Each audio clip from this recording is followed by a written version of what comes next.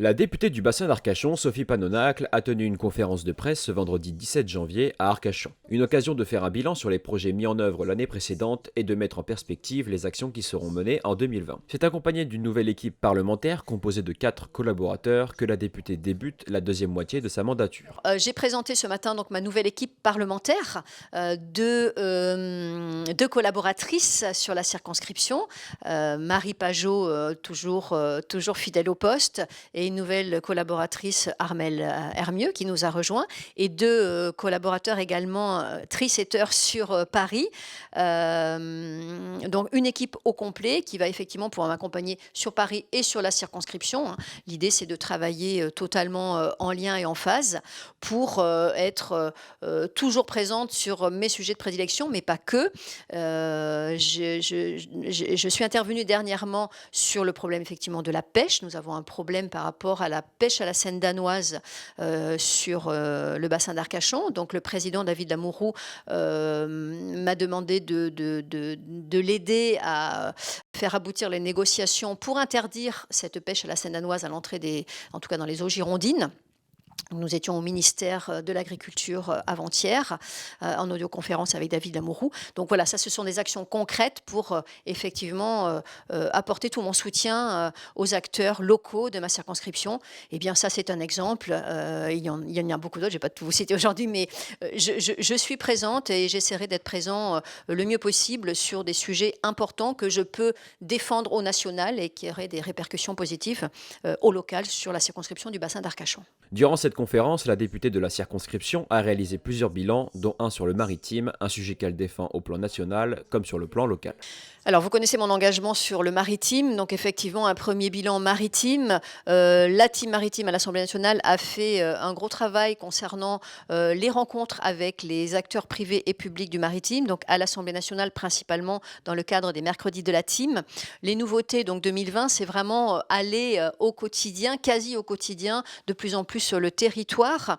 Dans le cadre, effectivement, du lancement du Tour de France de la mer et des littoraux, aller au contact des acteurs maritimes dans les ports, rencontrer des ONG, rencontrer des élus également pour vraiment avoir un meilleur ressenti du territoire à ce niveau-là, et également la participation ou l'organisation d'événements trimestriels. Par exemple, le 2 avril prochain, je suis très fière d'annoncer la tenue donc d'un colloque sur l'emploi maritime à l'Assemblée nationale.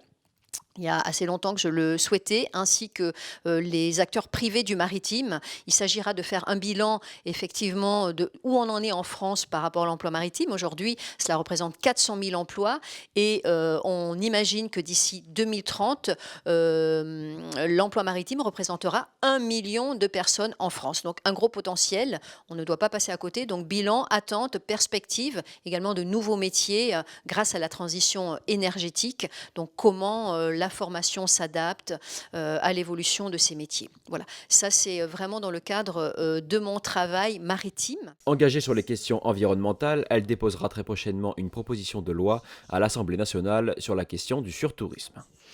Alors, j'avais discuté de ce sujet avec quelques élus locaux, effectivement, à la fin de la dernière saison touristique.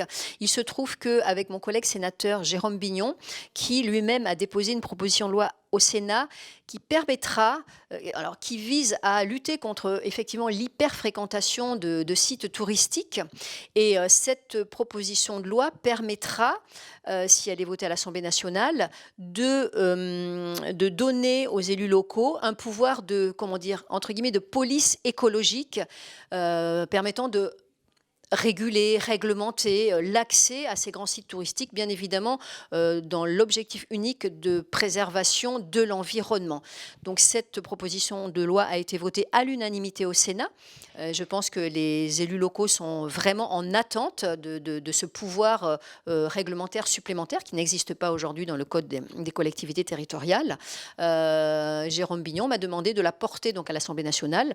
Je la dépose à l'Assemblée et elle sera très prochainement étudiée et débattue en séance dans le cadre d'une niche parlementaire.